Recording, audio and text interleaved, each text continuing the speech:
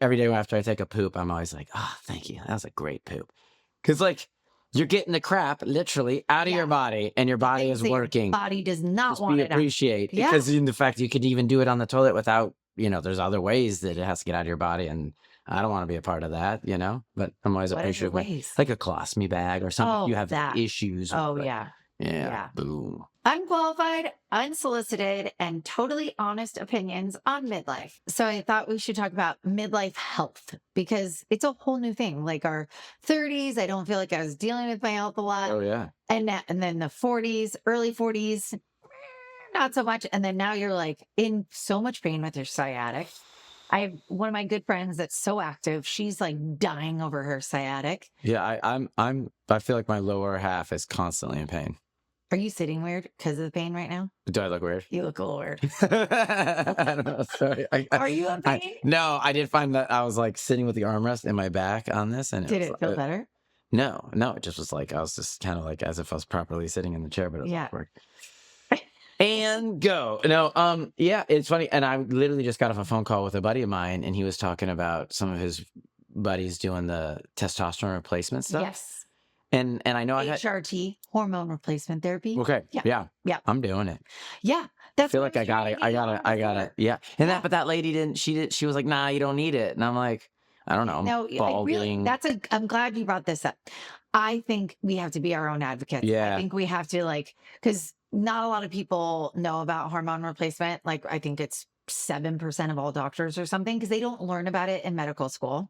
And then when they have to go outside of their practice and go do an educational thing on it. So not a lot of them know about not it. Happening. And then you have to be like, no, I shouldn't be feeling like this. Like you are young, you're 50 years young, you're active, you're awesome. And you should feel good, you know? And so these little things. And I don't, man, it hurts. Oof. Yeah. And were they talking about your friend on her, like the testosterone? Does he do? He's not on it, but he said a lot of his buddies are. And every one of his buddies is like, this is like magic. And so you should get another appointment. I'm going to check. Yeah. More to come on that. Yeah. More to come on that.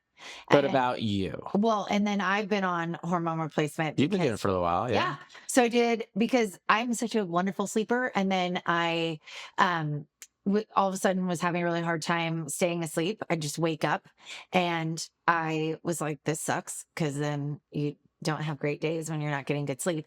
And then I heard about the wonders of progesterone and I was like, I don't know, I'll try it. And she put me on the lowest dose. Side effects might include vomiting, diarrhea, hair loss, extreme aging. No, go. And because there used to be so much negative stigma about hormone replacement therapy. Now they're like, oh, actually, it's good. And so day 3, I swear, day 3, I take it before bed. And then day 3, I was sleeping like a baby again, which I'm so used to doing. And then after that, because you have to take, this is a lot of, I didn't know. We fall down rabbit holes. Yeah. But it's funny because I know the topic, which I never know, but I know the topic this time going into this, and now we're just off of it. But we'll get there. Yeah, we'll get there. I know. But you have to take progesterone if you have a uterus before you take estrogen, and then estrogen, the patch, or you can do a cream. Yeah, there's different ways you can take it, but I'm on the patch, and it just makes you feel more like yourself and it makes sense because all your organs, your whole body is run on hormones. Hormones have so much brain power into your whole functionality of your whole body. And because you only think hormones, feelings, or menstruation, which is such a weird word. Menstruation, I think I'm saying menstruation. Right? Menstruation. Yeah. Menstruation. Yes. There's no, I'm adding in Harvard. Anyway, but it has so much control over your whole body. So then when you're losing those hormones because your body's starting to go, we don't need to make babies anymore. Yeah. But I'm like, I still want to live well. And so it's just adding back in those hormones. And I can totally tell the difference because I was, less aches and pains. No, yeah, I'm awesome. Excited for you. You've done it. Yeah. I fully support it. So yay, Brian, on that. Yeah. Yes. Side note, I just talked about Harvard, Yeah. I was talking with Carson in the drive coming to or back from practice the other day, and we are talking about the top lacrosse teams this year, and Harvard made it to the playoffs. And he was like, oh, Harvard's got a good lacrosse program. And I was like, yeah, real good. And he goes, well, maybe I should, look there. And I was like, oh, yeah, okay, buddy. I love it. I love that. Because that kid, he's our anything is possible kid. Yeah, I love it. Yeah. And if anyone's going to make it, that would be hilarious. And we already had in a past episode that I can barely say the word correctly. Yeah. So I said, good thing none of our kids are going there. Yeah. I would love to eat my own words. And that's what he goes, well, if I got a scholarship, should I go there? And I was like, dude, if you could go to Harvard for anything, by all means go, Yeah. But anyway, so that was funny. I wonder if it is full circle. Fun. I'm if it's sure fun to go there? Yeah, I'm sure. It's just like any other find school. Your fun pocket. But it's so cerebral and I went to a nerd school and it was still fun. Yeah. There's people are fun anywhere. It's just you find your glass people. Half full. Good job. You find your people. Yeah. Yeah. Yeah. Because that's they're not known for fun. But that's yeah. But it's you're going to rank. You're going to be like, yes, we're fun, but we're fun number 4. We're really smart and we're really athletic and then we're really philanthropic and then we're fun. I mean, I don't know much about it, but I imagine it's fine and fun and And hey, Harvard is awesome. Looks cool. Anything's awesome, Yeah, really. You're gonna go anywhere. Just go. Yeah. Last side note, because I was talking to kids about they're talking D1. Everything's D1. You gotta go D1 because D1 you're coaching. Yeah, D1. And I go, you know what? Go anywhere. Who cares about the numbers? Go have fun and enjoy what you're doing. Yeah, that's my advice. Anyways, health in midlife. So we in our early 40s weren't having to do much, and now I feel like now cue colonoscopies. Yeah, 4 feet of camera up the old and horrible prep, but really well done. The procedure really well done. Yeah, I was amazed. Yeah, I think because I had my knee surgery when I was young in college. And then I hadn't really been under or anything. And they're like, you're going to be under for 15 minutes. And I was like, right. How's that possible? And I was literally in and out. It's insane. Yeah. It's crazy. So crazy. Yeah. And then you're like, wow, I don't feel drugged. I mean, they really got it handled and they know their shit. That's my joke. I just so you know, behind the scenes, I'm not always the only immature one. Yeah. But speaking of colonoscopies, and I didn't even tell you this, and my sister called me today, and my dad went in for a colonoscopy yesterday. They still do them at there's no reason he should be having a colonoscopy. No. And this is what my sister was saying. Oh. He goes in. No, he shouldn't. And they put him to an EKG. No, they didn't even get there. They figure out something's wrong with his heart. And then they admit him into the hospital. My mom doesn't say anything to my sister, who's a nurse, and her husband's a doctor. She doesn't call them, doesn't update them till 9 o'clock the night saying that dad's in the hospital. Oh. I didn't get word of it till this morning. And both Maggie and I are like, why is he even, there's no need. No. If they find anything, it doesn't matter. My dad, for the record, has dementia. Oh, it's just so sad that you can't remember what it is.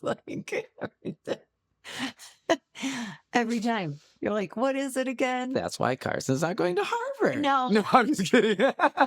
You're honestly, and for those who don't know you are literally one of the smartest people I've ever met. Thank you. Yes, and I've met a lot of people. Yeah, there's some things that I'm like, I'm not gonna remember that, and part of it too is I'm not gonna remember it until I see it. I'm a very visual learner, but anyways, I should know. And I think you want to get deeper. You want to get deeper.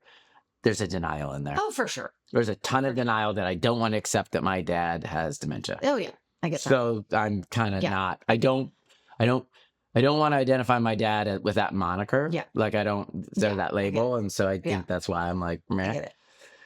So, anyways, then my sister was all upset that my mom hadn't consulted with her.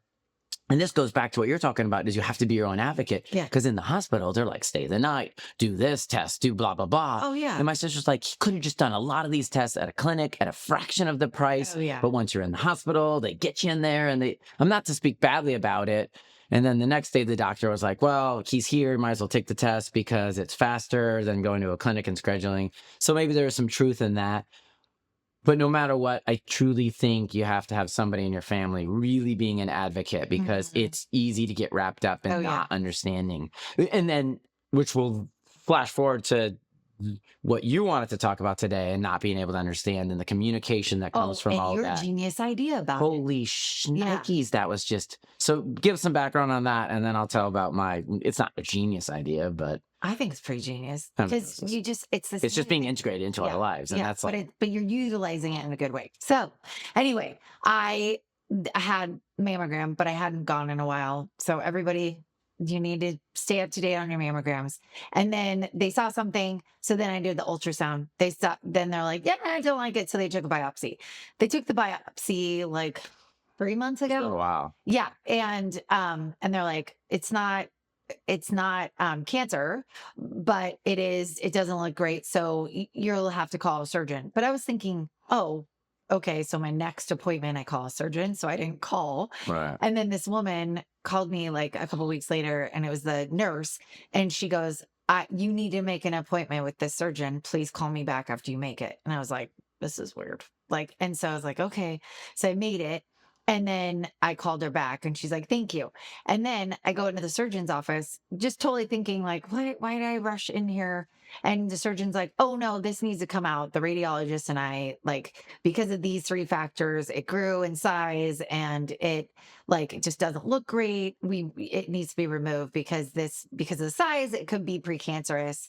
And, we really want to be proactive. You're young, you're healthy. And I was like, okay, great. And then she's like, we need to do an MRI because an MRI. And I was like, well, why are you doing an MRI if you're doing the surgery? And she's like, well, we want to make sure we didn't miss anything. Right. And then she was also like, kind of, I love how positive you are, but you really need to take this seriously.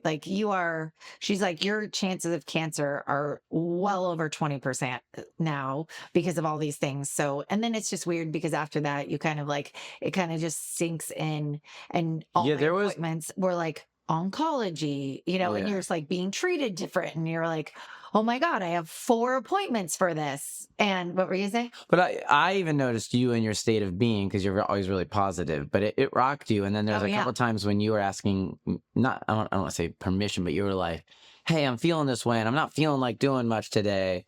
And I kept going just don't relax. Do you have aging parents and you're still raising your kids? Then welcome to the sandwich generation. It can be super overwhelming, but I've got you. I wrote an ebook that helps you save time, energy, and money. And you can get your copy on thesandwichgen.com/ebook, and it will help you with all the things you need. Sometimes you need permission because I'm not type A, because any type A. You're not a bonbon sitting on the couch watching TV. I'm productive girl. Yeah. I'm not a type A. Yeah. I am a B student.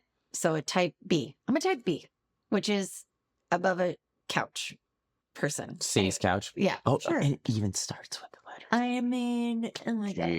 But it really did rock me because I feel like they rushed me. They got me the 4 appointments and they were awesome. And then it was just kind of the week before, I was like really just feeling tired all the time. And I was like, what is going on with me? I don't feel right. And then I was like, oh, it's the heaviness of all this starting. So this week I had the MRI, and then tomorrow I have this yesterday. And then I have this implant of a marker where they're taking the item out so they can always be like, this is where we are watching, and then next week is pre-operation appointment and then the operation. And so the MRI was really the first thing. I kind of always look at it like dominoes, like you have the first thing and then you're like, I got to get to the end. But the MRI, that's how I think you should conquer anything. My mom was always like, shovel while the pile's small. Or you take one step. Yeah. And so the MRI was just scaring me because for obvious reasons. Well, they're kind of freaky. They're just freaky, period. They're freaky. And then it's so funny because it's like, are you claustrophobic? It's like, well, no, but I don't want to be in tight places with loud noises and you looking for something that could really affect the outcome of my life. So, no, but anyway. But I don't like shitty situations. Like everyone doesn't like that. Exactly.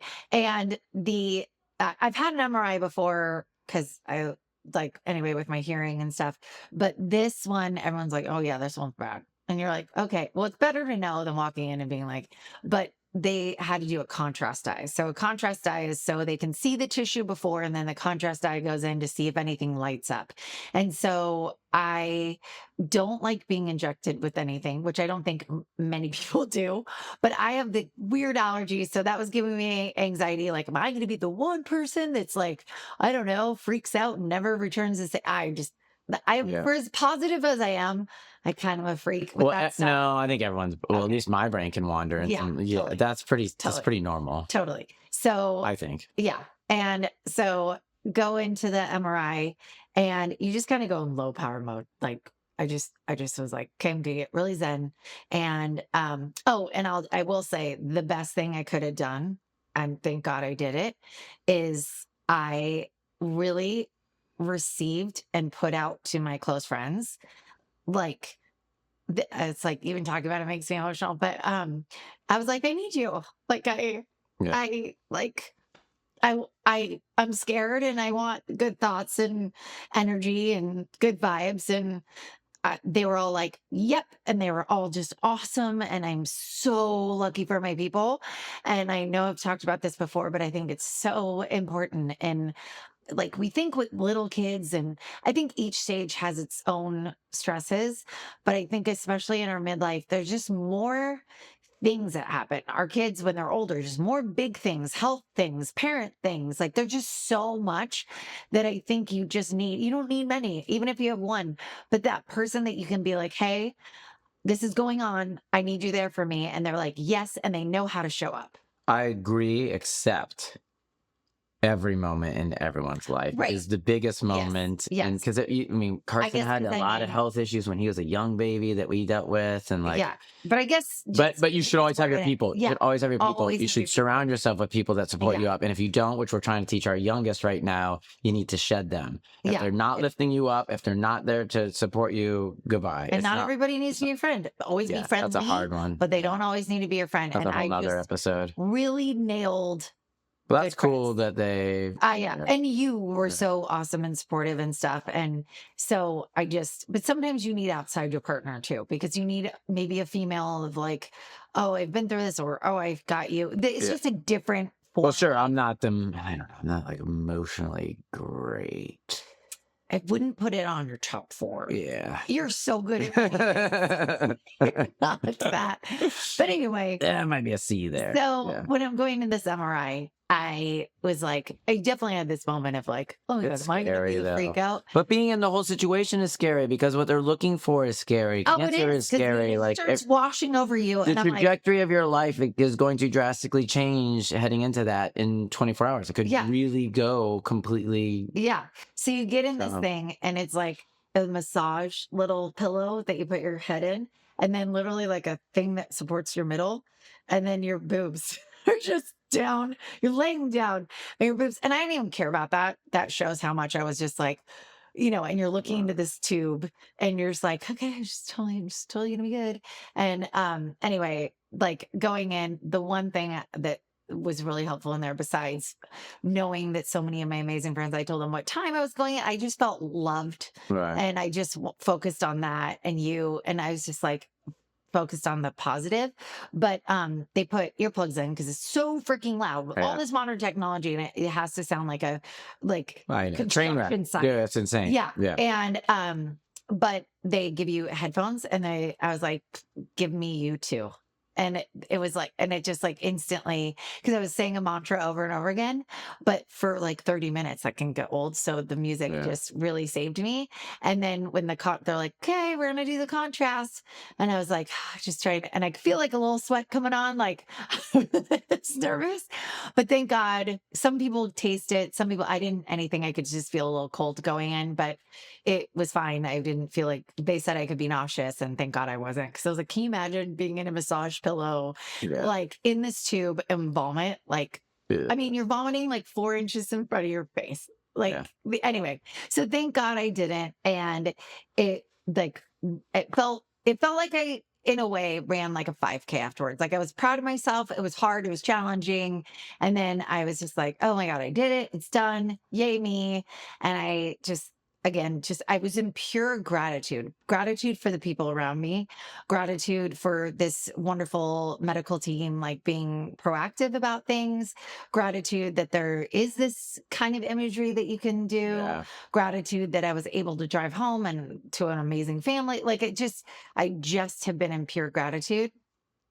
And awesome that the last thing we'll cover, so we can keep it to our sweet spot of a half hour, but is so they said they would tell us within 18 24 hours. Yeah. And then I had pickleball today. I've like lined up my day for like I've been working so much, so I was like, okay, today is my joy day of like pickleball. I have friend's birthday lunch anyway, and to distract myself too, because I wanted to stay in the high vibe state. And perfectly before pickleball, I was like, oh, Bray, I see this email. And you like were so cute and came over. And of course we had like sign in challenges to get it. Anyway. They don't make it simple. It's just anyway. Then I finally on my health get to the thing, and then it reads, and we're like scanning it because there's like all this verbiage. And it's like, so funny. Bad? I just want a bottom line, and they have all this jibber jabber that means nothing to people that aren't in the medical industry. Yeah, and it was awesome. And then you go copy and paste that. Let's put it in ChatGPT and tell it to talk to you like you're a 5-year-old. Yeah. And it was brilliant because it was like, there's so much verbiage and you're like, well, that sounds good. Wait, that doesn't look good. Yeah. You're kind of like ping ponging between good and bad. And then, so it was brilliant that you said to do that. And then it was like, I was like, oh. Well, because you want to find ease. You want to find, like, I think we're both very similar in like, okay, so what's the problem? Okay, now we're going to start attacking it. Yeah. So you just want to be able to digest what the information they told you and then move forward. Yeah. So where do you sit now knowing what the results are and how do you feel? I feel relief that they didn't find anything else. And they just said that the one area they were concerned about, yes, definitely needs to come out. Still a concern, and it's coming out. So sure, best case scenario would have been like, oh no, this isn't that bad, whatever. But even if there's a slight question, I'm like, okay.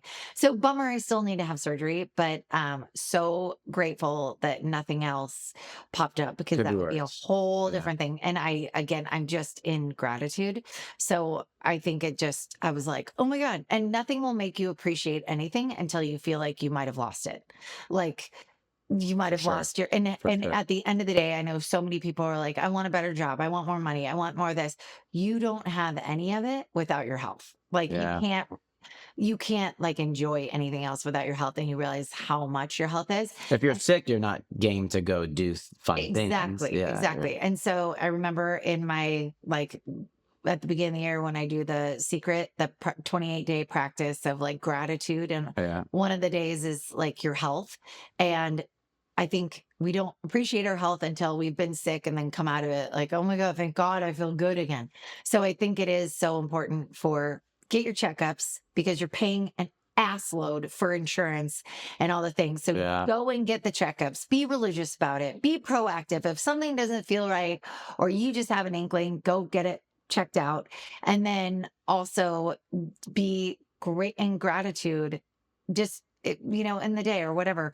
Just try and be grateful for thank you arms for functioning, thank you legs, thank you organs, thank you heart for doing. I'm just really trying to be more like in that space. No, I think it's great, all of it. Like your sciatic might be sucking, but like I still get to run and move. Oh gosh. And hopefully, and thank you for like physical therapists that can give you stretches and I don't know. So has this whole procedure and this experience, you're still in the middle of it, has it changed anything for you? I think, just the awareness of gratitude, and that health is so important, meaning on a daily basis, I need to be very proud. I was like, maybe this, because I'm always like, what's my lesson in this?